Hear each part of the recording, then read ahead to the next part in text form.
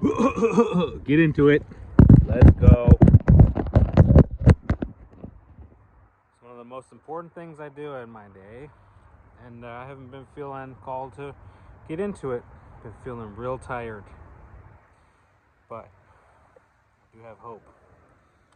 Welcome to Hen Tetragrammaton Bounce. My name is Nicholas, a gender fluid person of trans experience and a Christian patriot. Also have bipolar disorder and autogynephilia, as well as dissociative identity disorder.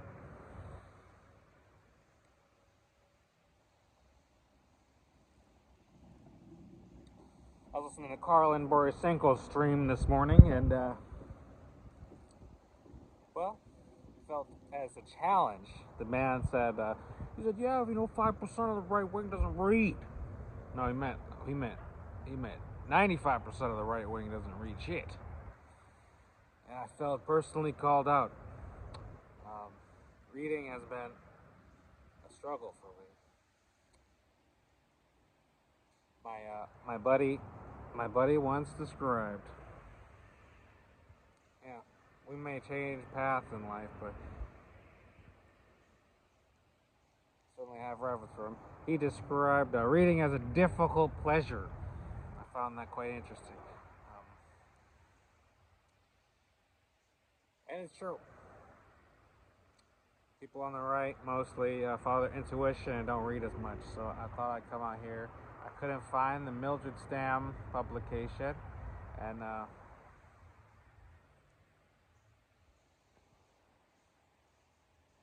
I find it, I'll be able to do this again. And without further delay, I wanted to insert this image here.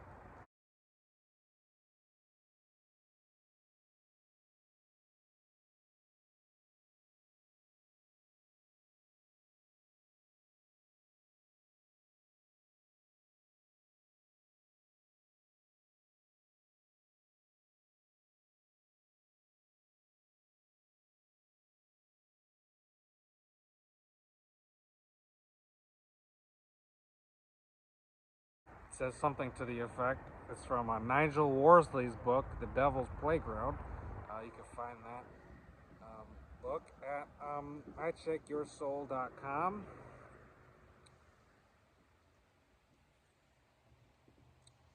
Make of it what you will. It could be useful. And I'll insert this image here. It describes something about no one person can research everything, so we gotta learn from each other. That's it.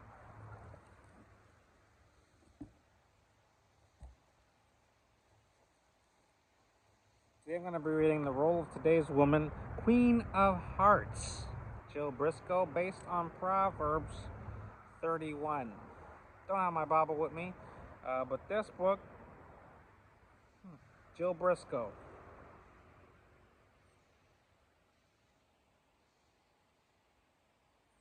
But before we do, I pulled this Golden Future card, Community Life. Golden Future is Diana Cooper's work. What number is that? 2. So, I read these without commentary, whether you take them as personal inspiration or as a historical artifact. That's cool. Find number 2 here, Community Life.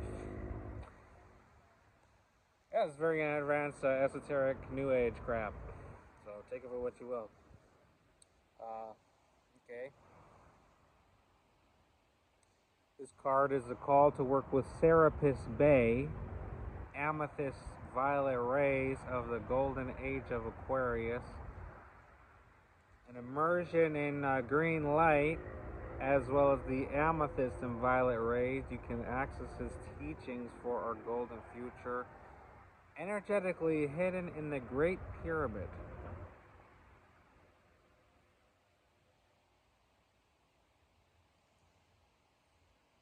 So that will be that person there, Serapis Bay. A depiction. And obviously this artwork is from Space Beyond.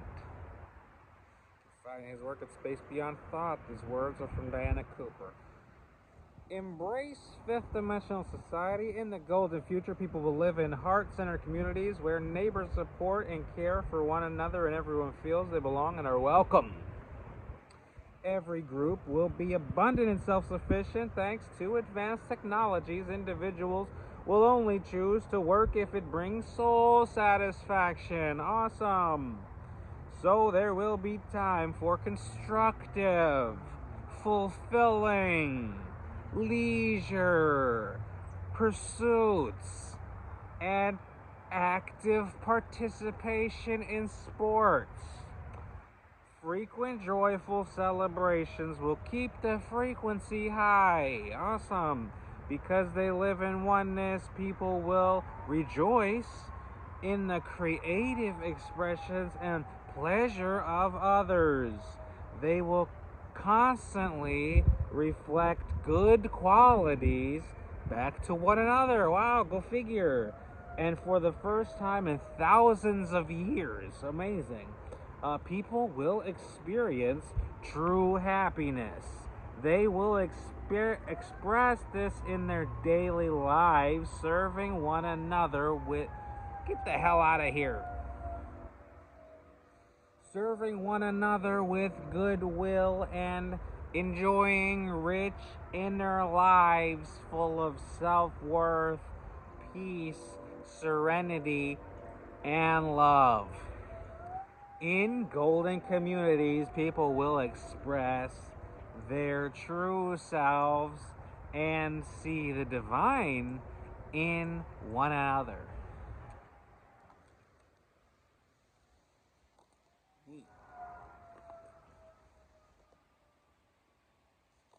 Diana Cooper. I'll share her channel below. Gonna have a sip of coffee. Okay. The role of today's woman, Queen of Hearts, based on Proverbs 31, Joe Briscoe. I got low battery, and I know you got no attention span either, so. I want to say this, I'm learning.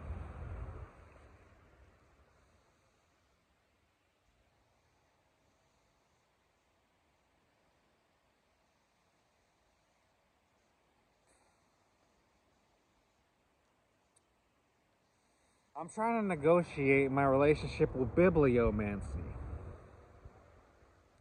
Now I know, not everyone knows, bibliomancy is not to be practiced. And since that's the case, let's start this book from the beginning. I don't know if I'll be able to do this any other time, so we'll just go from the beginning and see how it strikes us, Joe Briscoe. Queen of your own heart. Proverbs 31, verse 10. A little passage from Scripture. Proverbs chapter 31, verse 10. Who can find a virtuous woman, for her price is far above rubies, is what it says. Where do I begin?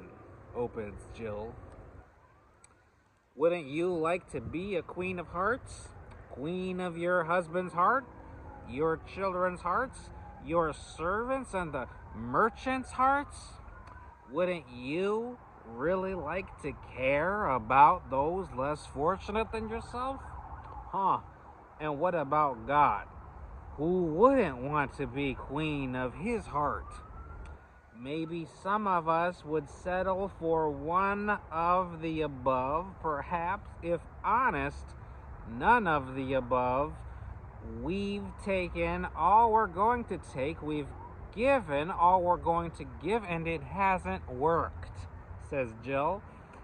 Let me introduce you to Scripture's maddening model. This, quote, bionic Christian woman, end quote, who lives in Proverbs 31. She is willing to be transparent, inviting us to walk into her life, kick off our shoes, and make ourselves at home.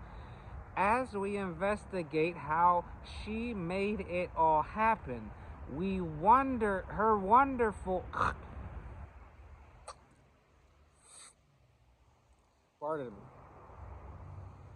Her wonderful world of apparently worked perfectly, giving us a gleam of hope that things could work out for us as well. And again, quoting from scripture, Proverbs chapter 31 verse 30, it says, "Who can find a virtuous woman? For her price is far above rubies."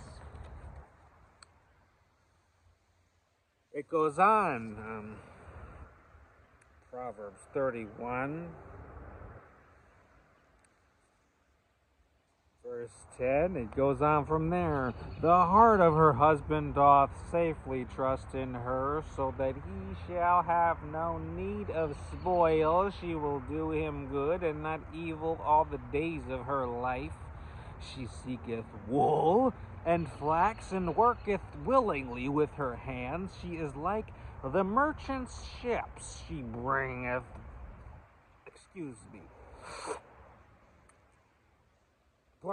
she seeketh wool and flax, and worketh willingly with her hands. She is like the merchant's ships. She bringeth her food from afar. She riseth also while it is yet night, and giveth meat to her household, and a portion to her maidens.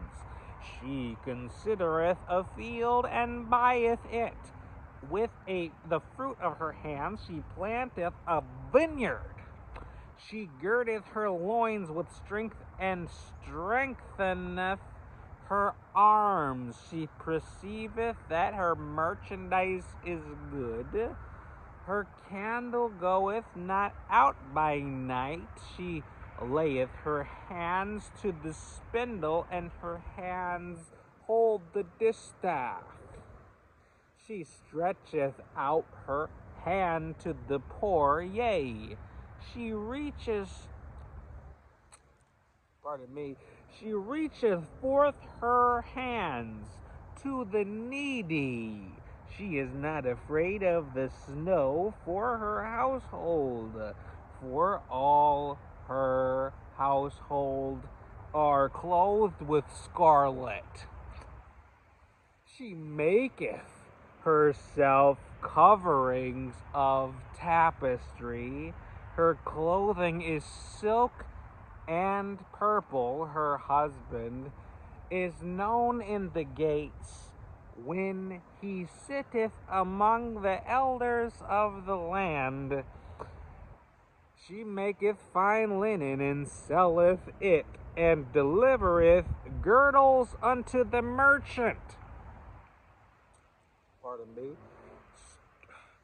Strength and honor are her clothing, and she shall rejoice in time to come. She openeth her mouth with wisdom, and in her tongue is the law of kindness. Wow. She looketh well to the ways of her household, and eateth not the bread of idleness.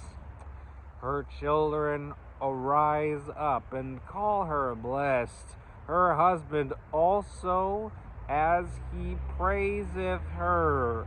Many daughters have done virtuously, but thou excellest them all. Favor is deceitful, and beauty is vain.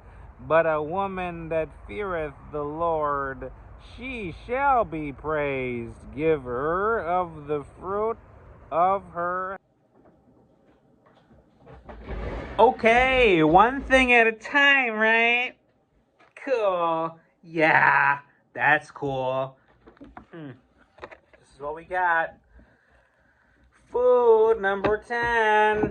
Okay, I read this without commentary. Whether you take this as personal inspiration or as a historical artifact, that's okay. Before we get back to Queen of Hearts, we're going to read food. In the golden future, Diana Cooper, food will be free, plentiful, organically grown, and super nutritious. By 2032, that's a long time away, isn't it? By 2032, most of the population will be vegetarian. Isn't that interesting? although some people will eat fish. Yuck.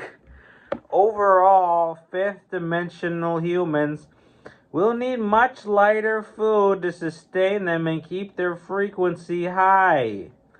All fruit and vegetables will be grown organically, naturally, and locally. But that's a long time away. They will be produced in enormous tunnels. Isn't that weird? Made of biodegradable plant materials. With there's no imagination, so you need this. With thermal and other currently inconceivable attributes. All knowledge will be generously pooled, so super advanced hydroponics and other food production technology will advance quickly. Wow, but that's a long time away, isn't it? This also means, they could give it to us now, but they won't. This also means fresh produce will be available everywhere all year round. This also means fresh produce will be available everywhere all year round. Gardeners will talk to plants, play music to them, and program crystals to help them grow healthy. They will communicate with the elementals who look after the natural world, and these will tell them exactly what the plants need. The elementals will also persuade beneficial insects to help. The result will be an abundance of nutritious food.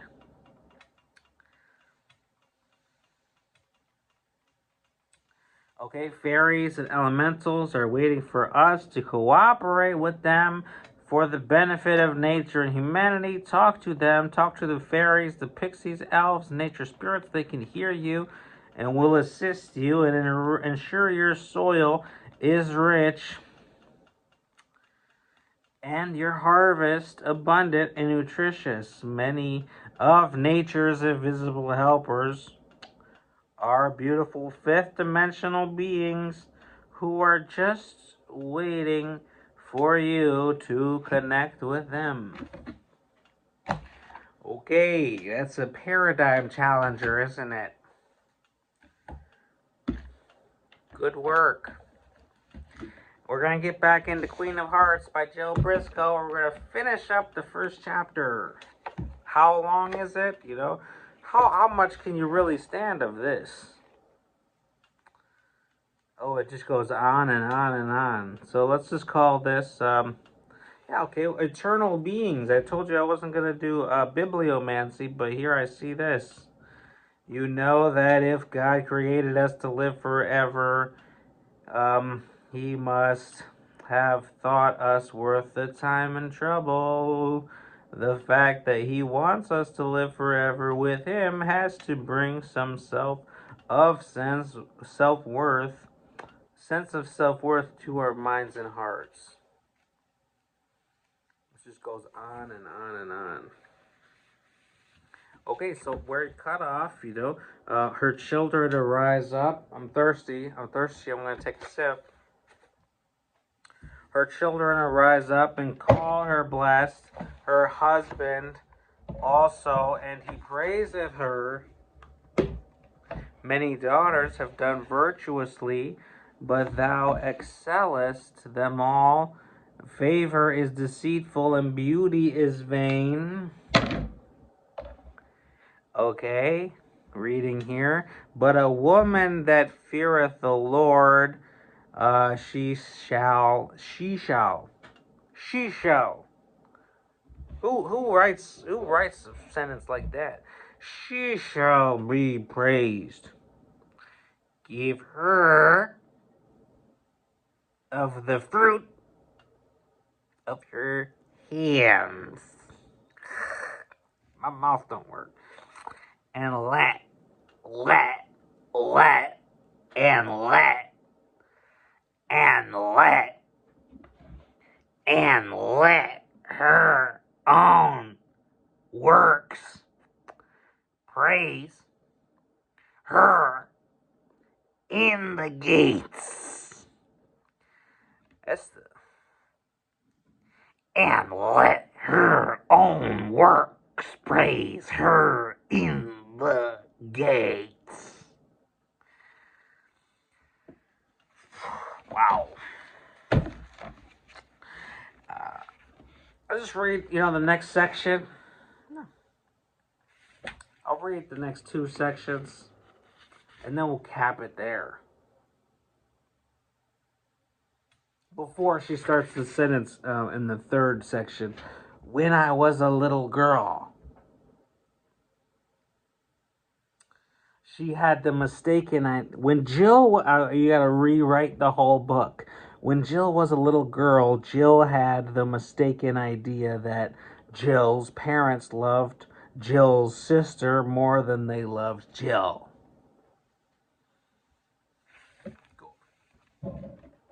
You gotta rewrite the whole book, rewrite it in your mind. Okay, so after we read Proverbs 31, verses 10 through 31, it says this from Jill. At this point, let Jill explain that this perfect woman never really existed at all, save in the hopes and dreams of a royal life queen. We are looking at some royal advice given by a royal lady who bore a royal son called Lemuel. But no matter that, the woman she so graphically describes didn't live at all. She serves as an example not only for King Lemuel, but also for me and Jill. That's what it says. We do not find her sitting in the rubble of her relationships, but rather praised by all who knew her for her vibrant virtue, her noble character. She appears to be a very together person. Quote, that's all very well, end quote, but you may say, quote, but where do I begin, end quote. Well, it says here, we begin with ourselves. A good self-image, section 2. Being a queen of our own hearts means we have a realistic appraisal of ourselves. We can not only laugh at the future and grin at the past, we can learn to chuckle at the present too. Once we can laugh not only at the past, present, and future, but also at ourselves, we have begun to get somewhere. The problem is that we all take ourselves far too seriously, wringing our hands about past mistakes we can do nothing about, peeping fearfully around the corner of tomorrow, wondering what a mess we're going to make of the future, and ending up being paralyzed with fear about the present and our ability to cope with it all. This is why I like reading Christian books. They're actually much more realistic than all this other crap, the New Age crap. But, I'm also finding out that, this is, Christian self-help is another branch of New Age. But it's like, is it at least realistic? And can you relate with it? Yeah, I can relate to some Christian material in a different way than other New Age material. And is it self-help? Is it self-help? Of course.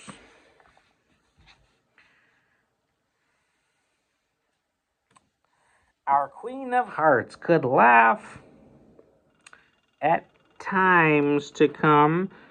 She was quote, not afraid of the snow, end quote, either, cheerfully facing a cold winter. She prepared to take it on. She had confidence in her ability to prepare.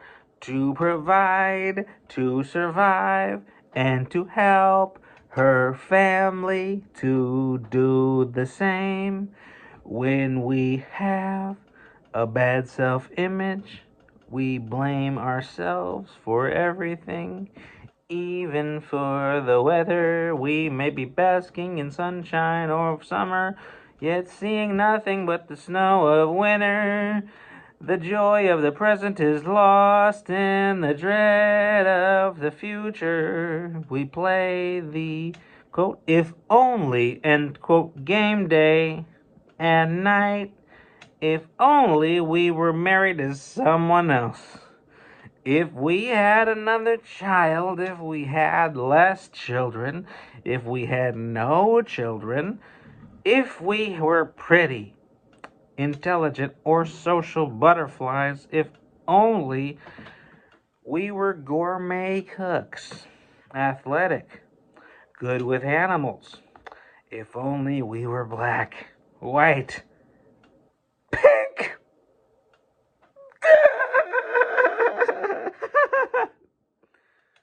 If only we were someone else in the whole wide world but us. How do we feel about ourselves? Before we can begin to be queen of everyone else's heart, we have to be a queen of our own. Before we can reach out to others from crippling self-absorption, we have to acquire a liberating attitude of self-acceptance. Let's go. Subtopic 3. I'm getting tired.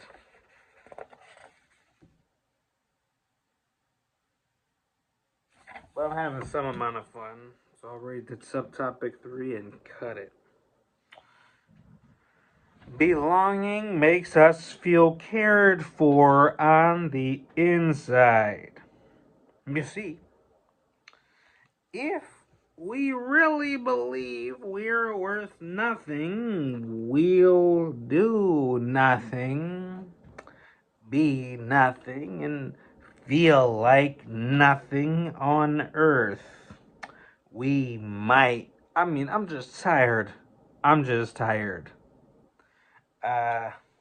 We might even allow come on, dude, self-help, come on. I'm tired of it. Self-help, that's what we're doing, self-help, awesome.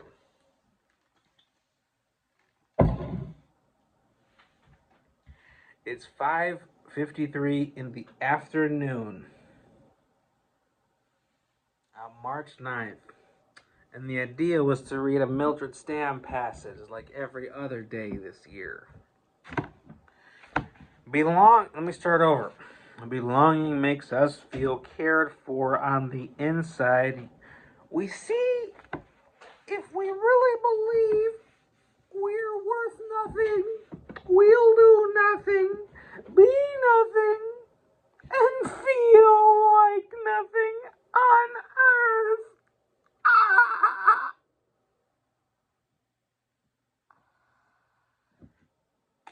We might even allow ourselves to slide into the slimy self-pity pit. What was this written? Proverbs 31, Queen of Hearts, Jill Briscoe. Wow, you really had pride in yourself. 1984 when Jill wrote this, talking about the slimy self-pity pit. The slimy self-pity pit. And withdraw from society altogether. The exciting thing, I'm tired. The exciting thing about acquiring a right sense of self-worth is that we find it to be a selfless thing, and practicing with such an attitude will endear us to all. So, how do we begin to feel worth something when someone has rubbed our nose in the dirt? I mean, this is insulting to read, but it was 30 fucking 5 years ago. How many years ago? I guess if it's 25 and this was 84, fucking 40 years ago, 41 years ago. Interesting how we got that number 41. 42, baby. It doesn't say the month. How do we feel good when our friends told us how can we feel good about ourselves when our friends, I mean, fuck this, 84? How can we feel good about ourselves when our friends have told us they think we are a creep? How can we, I mean, who is that for? How can we like ourselves when we've blown it again? It all has to start with a sense of belonging. When we belong to someone who loves us as we are, and not as he wishes we would be, we find we've found some. I'm reading. I don't like that she says you. I don't like to read the word you, so I changed that word, because you is accusatory. Anytime someone points to the camera and says you, here's a tip, okay?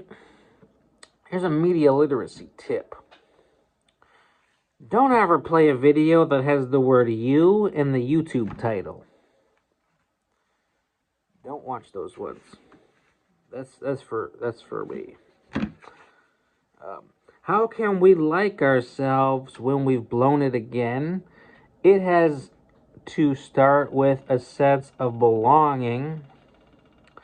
When we belong to someone who loves us as we are, and not as they wish us would be, we will find we've found some firm ground to stand on.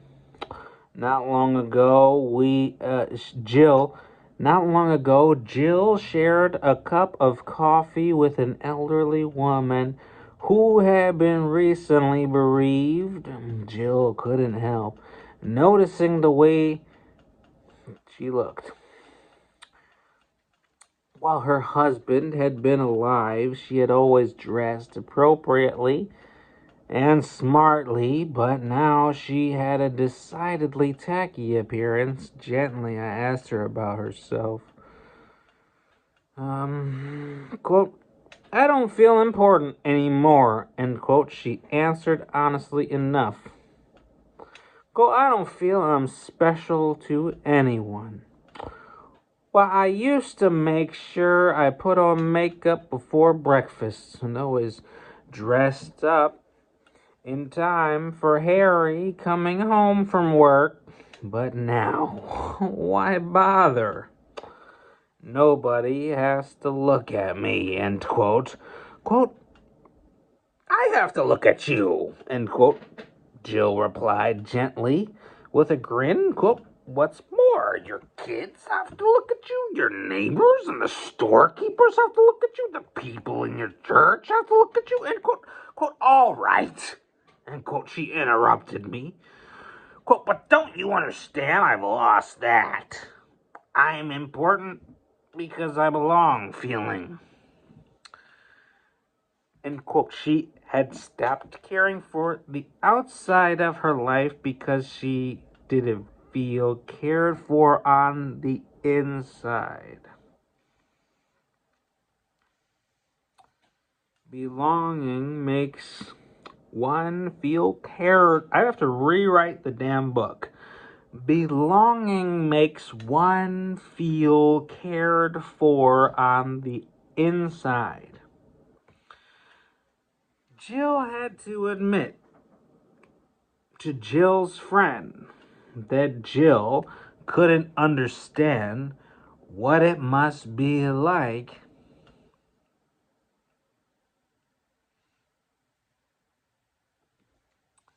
to be a widow. Jill had to admit to Jill's friend that Jill couldn't understand what it must be like to be a widow, although Jill has experienced a little of the things she was struggling to explain. Jill's husband, we're almost finished here. Jill's husband has always traveled a great deal, and Jill knows how hard it is to take as much care with Jill's appearance when Jill's husband is not around to appreciate all Jill's hard work. I can't even string a sentence together. Who writes like this? But Jill was able to remind Jill's friend that the Bible she believed told her she was very special and important and that she did belong. She was, in fact, of infinite worth because an infinite God had given his infinite Son to win her infinite life. That fact alone should make her feel valuable. Jill pointed out that this is where it all begins. Feeling good about ourselves becomes a reality when we realize that God feels good about us. Whether others love us or not, we will never feel we are worth much until we begin to believe we are worth much to God. Okay. I apologize for the theatrics, but I've already explained myself. Jill Briscoe, Queen of Hearts. What was it, 42 years ago. Amazing how it still has relevance for today. Well, me and Bombay wish you a blessed day. Thanks for joining us here on Hentetra Contagramaton Bounce. I'm going to string those videos together, and I'll be on my way. And that guest on Carlin Borisenko's show tells me, oh, the right wing doesn't know how to read. Well,